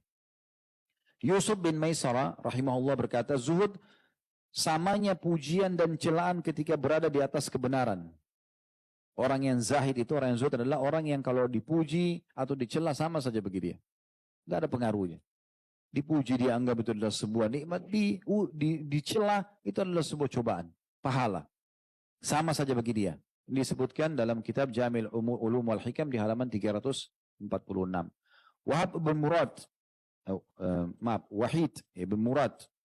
Walid ibn Murad berkata rahimahullah, zuhud terhadap dunia adalah seseorang tidak berputus asa terhadap sesuatu yang luput darinya dan tidak begitu berbangga dengan nikmat yang ia peroleh. Jadi kalau ada yang luput dari seorang yang zahid, biasa aja. Hilang harta, hilang pekerjaan, hilang pasangan, hilang anak, biasa aja bagi dia. Dia tidak jadikan sebagai beban. Ya. Dan kalaupun ada nikmat, dia tidak berlebihan bangga. Nah itu dianggap sebagai sebuah zuhud oleh Walid bin Murad rahimahullah. Dalam kitab Jami' Ulum wal Hikam juga di halaman 347 sampai 348. Abdullah bin Mas'ud radhiyallahu anhu mengatakan, seseorang tidak mencari ridha manusia, itu zuhud, lalu mendatangkan murka Allah, ya. Seseorang tidak mencari ridha manusia yang bisa mendatangkan murka Allah. Allah sungguh memuji orang yang berjalan jalannya, maka mereka sama sekali tidak khawatir celaan manusia. Jadi maksudnya seseorang, ya, zahid itu tidak sengaja mencari ridho Allah, ridho manusia, tidak sengaja misalnya supaya atasannya ridho, nggak apa-apa deh, walaupun haram dalam agama Allah. Yang penting bosnya senang, udah haram juga nggak apa-apa, ini nggak bisa. Berarti bukan orang zuhud. Orang zuhud justru tidak akan mungkin mencari ridho manusia untuk kemurkaan Allah subhanahu wa ta'ala. Dan dia tidak pernah peduli dengan celaan manusia pada saat dia harus mempertahankan kebenaran tersebut. Abu Hazim terkenal sangat zahid, ya, orang yang sangat zuhud. Ditanya, apa saja harta Anda? Dia tanya, apa saja harta Anda? Ditanya. Dia menjawab, aku memiliki 2 harta yang sangat berharga yang membuatku tidak pernah khawatir miskin. Yang pertama, rasa yakin kepada Allah. Yang kedua, tidak mengharap apa yang di sisi manusia. Itu bagi orang yang zuhud, itu pendapatnya. Harta yang paling mahal itu. Kapan orang yakin dengan Allah? Karena kalau kita kaya, kita sehat, yang ciptakan kita Allah, sehat itu Allah, yang bisa pertahankan hanya Allah. Kalau yang ciptakan kita Allah, ciptakan harta itu Allah, yang bisa perbanyak dan mempertahankan cuma Allah. Kalau kita sakit, ada musibah, yang ciptakan kita Allah, ciptakan musibah itu Allah, yang bisa menghilangkan juga hanya Allah. Maka itu poin yang luar biasa. Ya. Jadi beliau mengatakan, saya punya 2 harta, tidak pernah khawatir dengan miskin. Yang pertama, ya saya yakin kepada Allah. Yang kedua, tidak pernah berharap di tangan manusia. Ditanya lagi kepadanya, tidakkah Anda takut miskin? Ditanya kepada Abu Hazim rahimahullah. Beliau mengatakan, bagaimana aku takut miskin sedangkan Allah sebagai penolongku? Ya. Dan dia adalah pemilik segala yang ada di langit dan di bumi. Bahkan apa yang ada di bawah gundukan tanah. Sebagai penutup dalam poin kelima ini, zuhud, Hasan Basri berkata rahimahullah, yang menunjukkan lemahnya keyakinanmu, apa yang ada di sisimu berupa harta dan yang lainnya, lebih yang kau harap daripada apa yang ada di sisi Allah. Artinya kalau ada orang mau mengatakan dirinya zuhud, sehingga dapat tadi keutamaan yang disebutkan Nabi SAW, maka orang seperti ini berarti lebih berharap dunia daripada akhiratnya, gitu kan? Itu kurang lebih yang dikatakan. Jadi sangat lemah kata beliau keyakinanmu kalau kau masih berharap, ya, apa yang ada di sisimu lebih berharga daripada yang ada di sisi Allah Subhanahu wa ta'ala. Jadi susah bersedekah karena belum yakin dikasih nggak ya balasan sama Allah, nah gitu. Yang keenam, tentang masalah bisyaratun Nabi SAW. Ini pelajaran lain, maksudnya penyampaian berita-berita gembira dari Nabi SAW. Ini salah satu mukjizat yang Allah berikan kepada Nabi SAW, sekaligus juga keutamaan untuk orang yang Nabi berikan bisyarah. Bisyarah itu kayak berita gembira. Kan tadi cukup banyak ya, Nabi SAW berikan kesaksian kebaikan pada saat matinya Uthman, ya. Waktu Ummu Ala tadi kasih kesaksian kemuliaan, maka Nabi SAW mengatakan, saya saksikan dia kebaikan. Nabi SAW jamin semua amalnya diterima. Nabi SAW memberikan kesaksian kalau dia tidak tercoreng dengan dunia sedikit pun. Nabi SAW juga menangis pada saat dia meninggal. Nabi SAW pilihkan dia kuburan khusus. Ini berarti menandakan bisyaratun Nabi SAW. Berarti ada berita gembira Nabi untuk orang ini. Tidak semua orang Nabi berikan seperti ini walaupun di kalangan sahabat beliau, gitu kan. Yang ketujuh, keutamaan baki. Ya. Dan ini kita tutup dengan ini insya Allah. Maaf, ada 2 lagi ya. Tentang keutamaan baki. Dan ada 1 lagi nanti tentang masalah rahbaniyah tadi ya. Tidak adanya Allah rahib ya, dalam Islam. Kalau baki sendiri teman-teman sudah tahu alhamdulillah. Kalau yang belum tahu, kuburan di sebelah masjid Nabi SAW. Kuburan yang sangat masyhur. Dan Nabi SAW sering mengunjungi kuburan tersebut.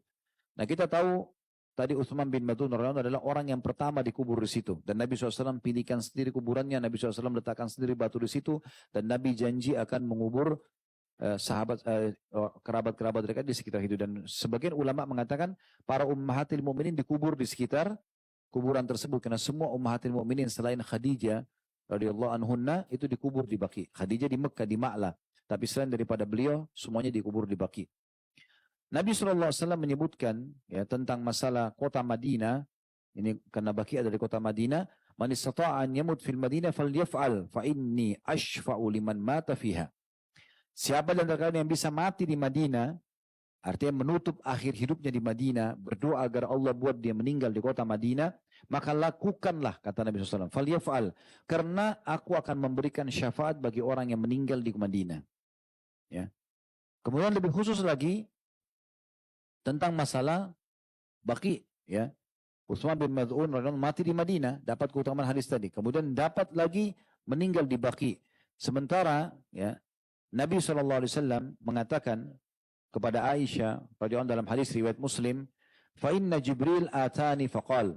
Sesungguhnya Jibril telah datang kepadaku dan berkata, "Inna rabbaka ya'muruka an ta'ti ahlal baqi' fatastaghfir lahum."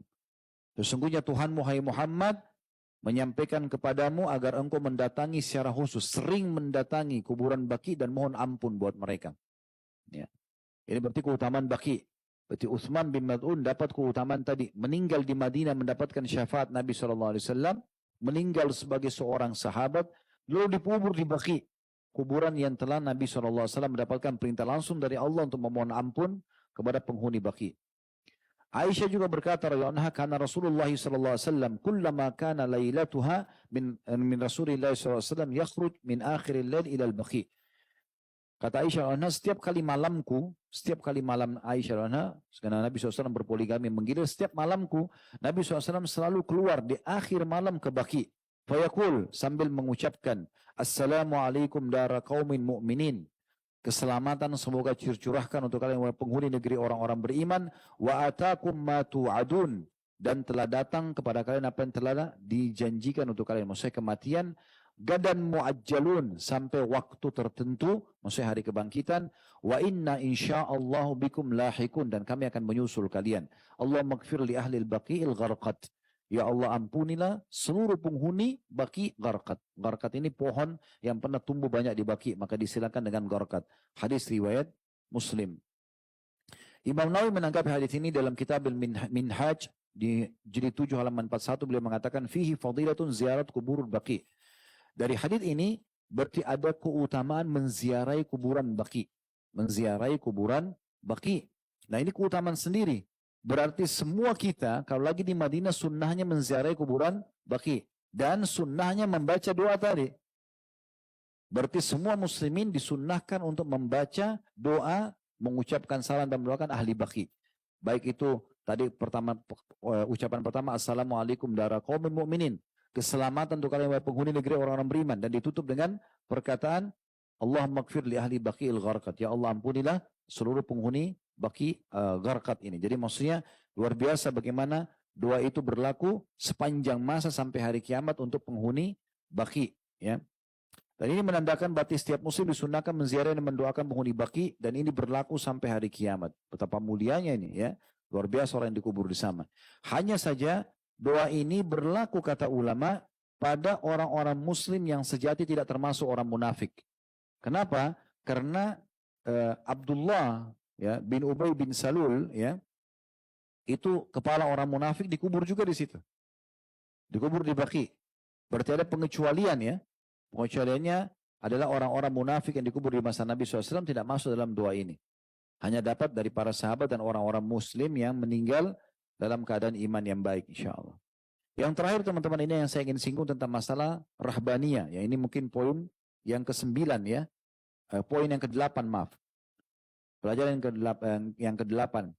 Karena ini tadi sempat kita singgung tentang masalah perkataan yang menarik dari Sa'ad radhiyallahu anhu. Beliau mengatakan kalau seandainya Nabi SAW mengiyakan permintaannya Utsman, ya, untuk tabattul atau terus-menerus ibadah non-stop, maka kami pasti akan fasaktoni, kebiri. Ya. Dan ini subhanallah saya terus renungi pada saat saya lagi nusun materi ini, saya coba renungi gimana imannya Sa'ad ini. Dan betul-betul berarti saya coba arahkan ke pikiran saya juga.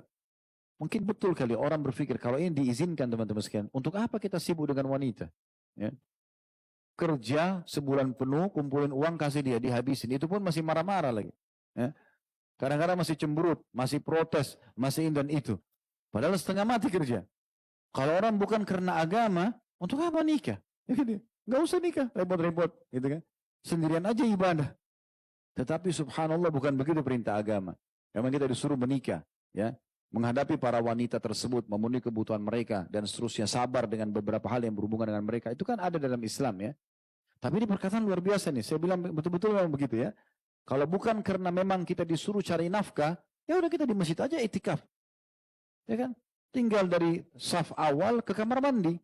Azan masuk lagi. Tunggu aja terus. Itikaf sepanjang ibu mati masuk surga, kan gitu. Karena ini benar. Tapi bukan begitu diperintahkan. Ya.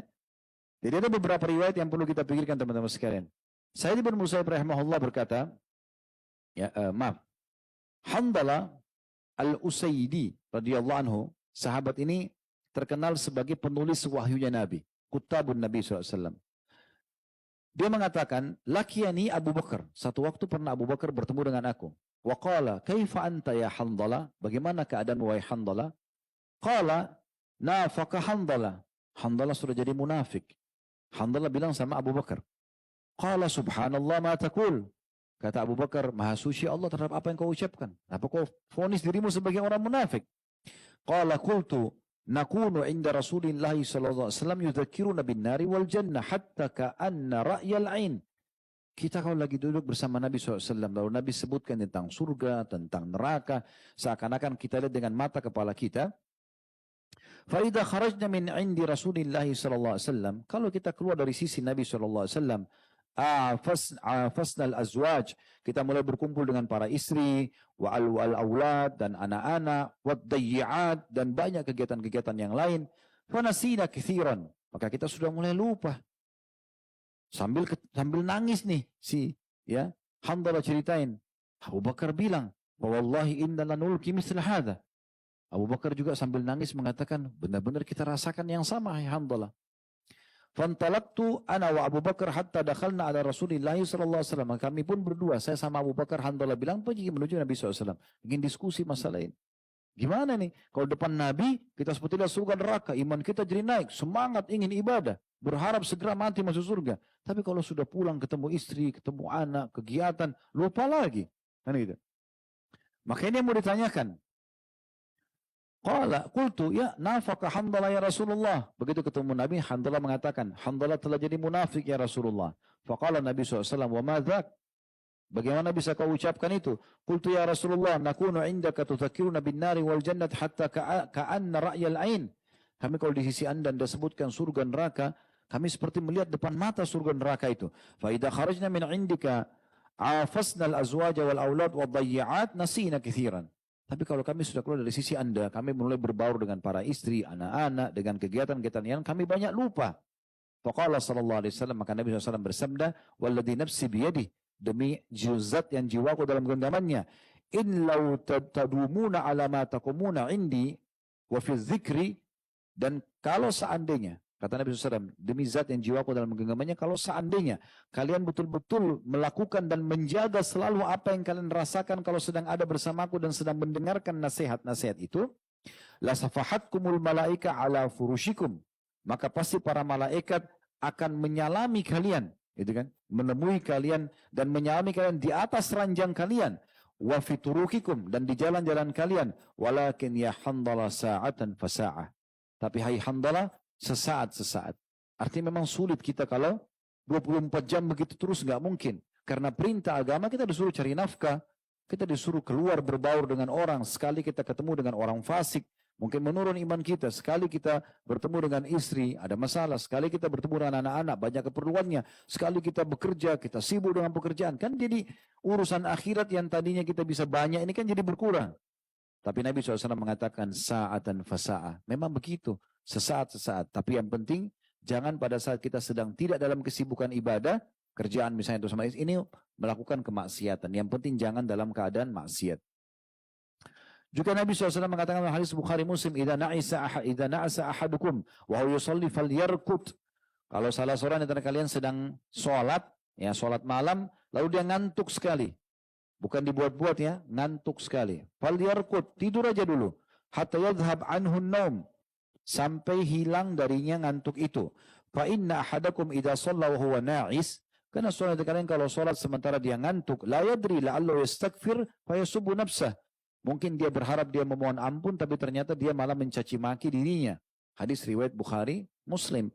Pernah juga dalam riwayat lain, Nabi SAW masuk ke masjid, ditemukan ada satu tali diikat dari satu tiang ke tiang yang satunya. Kata Nabi SAW, punya siapa ini? Kata para sahabat, Zainab ya Rasulullah. Anaknya Nabi SAW. Kenapa? Kata Nabi tanya beberapa sahabat itu, kenapa dia lakukan itu? Kata mereka, kalau Zainab mengantuk, dia pegang tali itu. Supaya dia tidak tidur. Supaya enggak jatuh untuk sholat malam. Kata Nabi SAW, cabut. Lalu Nabi katakan, kalau kalian sedang mengantuk dan sholat, tidurlah dulu. Ini sholat malam ya. Ya, kalau orang betul-betul dalam kondisi letih tapi dia tidak mau kehilangan, maka tidurlah dulu, istirahatlah dulu. Ini penting untuk digarisbawahi. Tapi bukan ini, jangan teman-teman setiap tiba dalil seperti ini antum jadikan hujah. Oh tadi Ustadz bilang kalau ngantuk tidur aja. Ya udah tidur, nggak usah sholat. Ini berarti sahibnya syaitan. Ya, emang dasarnya nggak mau ibadah. Ya, bukan itu yang dimaksud. Ya. Dan pernah Muadz bin Jabal radhiyallahu anhu al-Ansari ini sebagai penutup riwayat sahih riwayat Imam Muslim.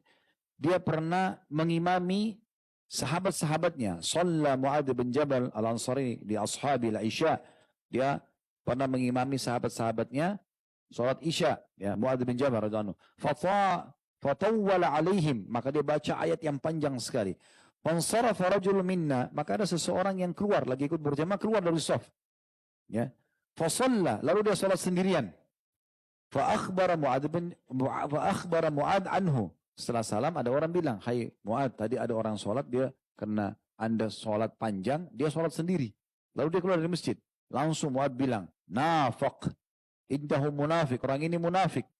Kok bisa orang lagi sholat berjamaah keluar? Gitu kan? Maka falamma balaga dzalika ar-rajulu dakhala ala Rasulillah SAW fa akhbara.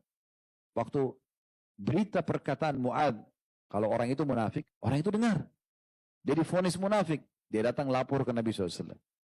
Ya Rasulullah, Muadz berbilang seperti ini, ya, tentang saya. Faqala lahu Nabi sallallahu alaihi wasallam, ya, dipanggil Muadz, lalu Nabi bilang kepada Muadz, aturidu an takuna fattanan ya Muadz? Apa kau mau menjadi sumber fitnah hai Muadz? Ya. Idza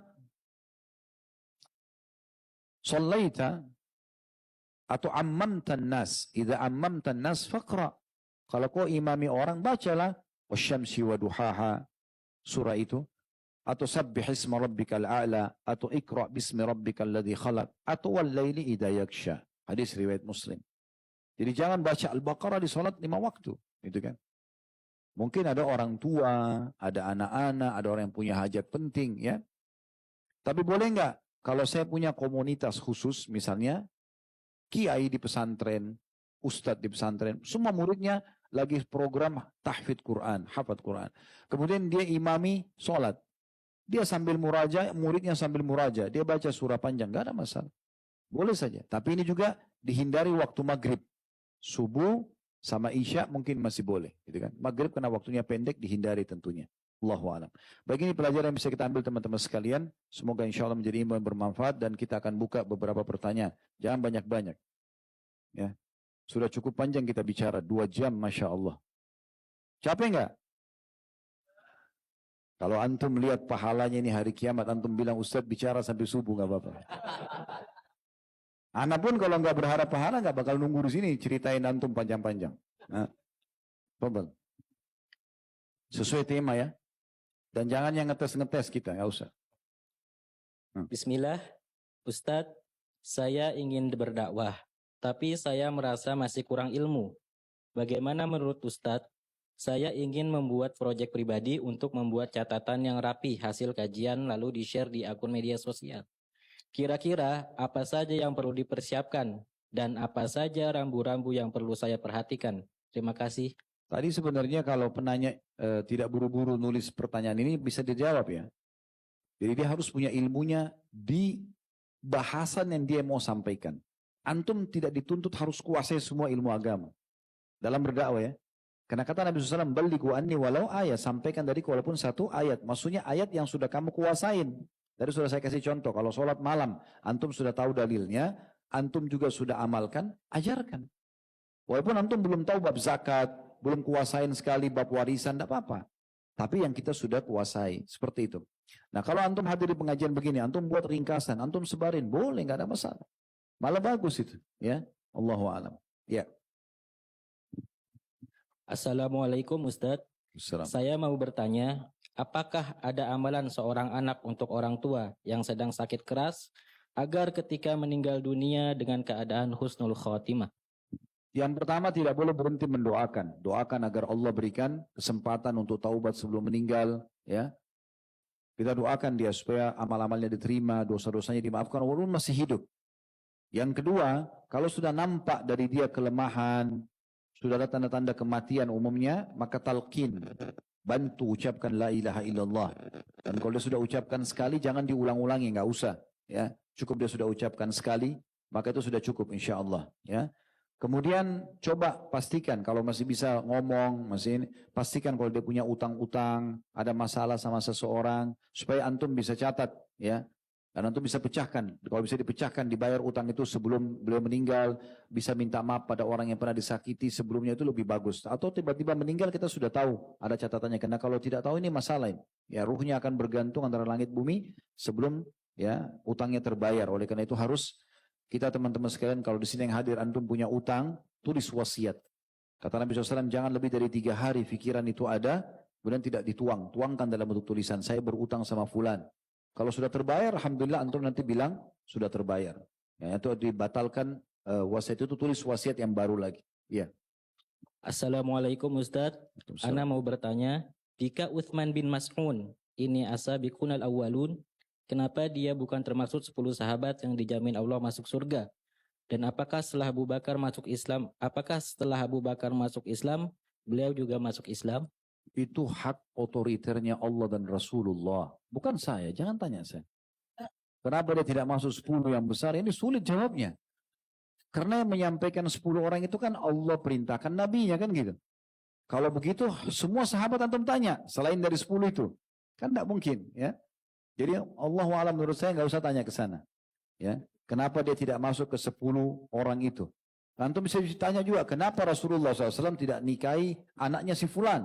Kenapa anaknya si fulan? Kan jadi kemana-mana nanti itu. Kalau ada kata-kata kenapa kan? Kenapa hanya anaknya Abu Bakar, anaknya Umar? Gitu kan? Kenapa Nabi SAW nikahi ya Sofiyah? Sofiyah adalah orang Yahudi walaupun masuk Islam. Misal, jadi kemana-mana. Jadi bertanya kenapa pada keputusan Allah dan Rasulnya ini jadi masalah. Lebih baik nggak usah. Gitu kan? Yang penting kita ambil pelajaran dari sahabat mulia ini. Bagaimana kita mengambil hal-hal yang positif. Tadi sudah kita bahas panjang lebar. Lalu kita terapkan dalam kehidupan kita. Fadhal. Jangan semua itu akhi. 2 atau 3 saja. Oh, iya. Tangan antum sampai Masya Allah. Nah, banyak benar. Assalamualaikum warahmatullahi wabarakatuh. Semoga Allah merahmati Ustadz dan para kru KHB. Allahumma amin. Ustadz, Ana mau bertanya. Ana pernah mendengar atau membaca, benarkah walau kita sudah bertaubat dan diampuni Allah, tetapi catatan amalan kita tidak dihapus sampai diperlihatkan nanti pada hari kiamat? Syukran Ustadz, barakallahu fiik. Iya, saya pernah dapatkan statementnya Bilal radhiyallahu anhu itu, seingat saya. Dan kita pernah bahas itu kalau nggak salah di sejarahnya Bilal yang pada saat kita bahas. Jadi ada di antara statement beliau mengatakan, memang semua amal-amal baik atau buruk akan diperlihatkan nanti pada hari kiamat, termasuk dosa-dosa walaupun orang sempat bertaubat, tapi tidak dihisap lagi. Hanya antara kita sama Allah Subhanahu Wa Taala. Jadi misalnya orang umur 15 tahun pernah berzina, umur 21 tahun dia taubat, itu 15 tahunnya tetap tercatat, tapi tidak lagi dihukum karena dia sempat taubat di umur 21-nya. Cuma diperlihatkan supaya dia tahu, oh iya memang saya pernah melakukan dan Allah Maha Sempurna karena mengetahui semuanya gitu ya. Kalau dihapus tinggal yang baik-baik saja, antum tidak tahu antum pernah melanggar. Ya, di situ justru kita tahu bagaimana luasnya rahmat Allah Subhanahu Wa Taala. Ternyata dengan taubat Allah maafkan. Tapi bukan antum dipermalukan depan orang, antara antum sama Allah Subhanahu Wa Taala. Sebagaimana sabda Nabi SAW, tidak ada seorang pun di antara kalian kecuali akan berbicara berdua dengan Tuhannya tanpa ada penterjemah. Ya, dan Allah akan mengatakan kenapa kau kerjakan ini, kenapa kau tidak kerjakan itu. Iya. 2 lagi terakhir. Oke. Jangan banyak-banyak. Antum ini kenapa banyak bertanya? Hah? Belajar, ambil ilmunya, pulang, amalkan, mati, masuk surga. Alah. Pak Yoyo tahu benar. Nah. Bismillah. Ustadz, manakah yang lebih utama? Mendakwahkan ilmu tapi belum mengaplikasikannya, atau tidak mendakwahkan tapi sudah mengaplikasikannya dengan kehidupan sehari-hari? Syukron, jazakallahu khairan. Kita di sini rincikan, kalau itu adalah sesuatu yang wajib ya, misalnya sholat wajib, yang wajib, dan antum sudah kerjakan, antum amalkan, dan antum lihat di depan mata antum ada orang tidak kerjakan, maka antum wajib sampaikan. Bukan pilihan itu. Ada orang tidak sholat 5 waktu, antum tahu jelas. Atau ada perbuatan haram dalam agama, bukan makruh, haram. Dia berzina, dia mabuk. Antum lihat tidak ada orang pungkiri, antum wajib di situ. Tapi kalau sifatnya sunnah, misal antum masuk masjid mau sholat, seperti kita mau sholat asar misalnya sebentar lagi. Ada orang yang tidak sholat sunnah. Di sini antum punya pilihan, boleh ingatkan, boleh tidak, karena hukumnya sunnah. Dia boleh kerjakan, boleh tidak. Kalau antum mau sampaikan silakan, antum tidak mau sampaikan juga tidak masalah. Jadi kita rincikan di situ ya. Kalau antum tahu itu adalah sesuatu yang wajib, maka nggak boleh antum tinggalkan. Ya. Ini Bismillah. sudah masuk waktu akhir. Satu lagi. Oke, satu lagi. Bismillah. Assalamualaikum warahmatullahi wabarakatuh. Waalaikumsalam. Disebutkan bahwa tidak akan masuk neraka yang menyaksikan Badr. Apakah ini juga berlaku untuk yang datang ke tanah Badr saat itu pula? Tentu tidak. Yang ikut di Badr. Siapa yang menyaksikan Badr, maksudnya menyaksikan peperangan pada saat itu. Dan tadi sudah kita batasi ya, 304 orang sahabat yang datang. Itu maksudnya. Allahu alam. Baik teman-teman sekalian, jangan sampai di sini tidak bisa dijawab semua. Banyak. Jazakumullah khairan sudah hadir dan insya Allah mudah-mudahan sekali lagi Allah jadikan sebagai ilmu yang bermanfaat dan semoga semua yang hadir di sini baik itu offline ataupun online yang sedang bermasalah atau menghadapi masalah diselesaikan oleh Allah Subhanahu wa taala, yang sedang sakit disembuhkan, yang sedang membutuhkan bantuan apapun Allah SWT mudahkan, dan selalu kita doakan agar negara kita menjadi negara yang aman, tentram, damai, seluruh umat Islam di bawah naungan ukhuwah Islamiyah, dan semoga Allah SWT memakmurkan negara kita dan melunasi utang negara kita, dan semoga Allah berikan hidayah para pemimpin agar mereka menjalankan tugas dan amanah dengan baik, dan semoga Allah menjadikan kita masyarakat yang selalu gotong royong dan sama-sama memakmurkan negara kita, dan semoga Indonesia menjadi contoh bagi negara yang lain. Kalau ada benar dari Allah, kalau ada salah dari saya mohon dimaafkan. Subhanakallahumma bihamdika, asyhadu an la ilaha illa anta astaghfiruka wa atubu ilaik. Wassalamualaikum warahmatullahi wabarakatuh.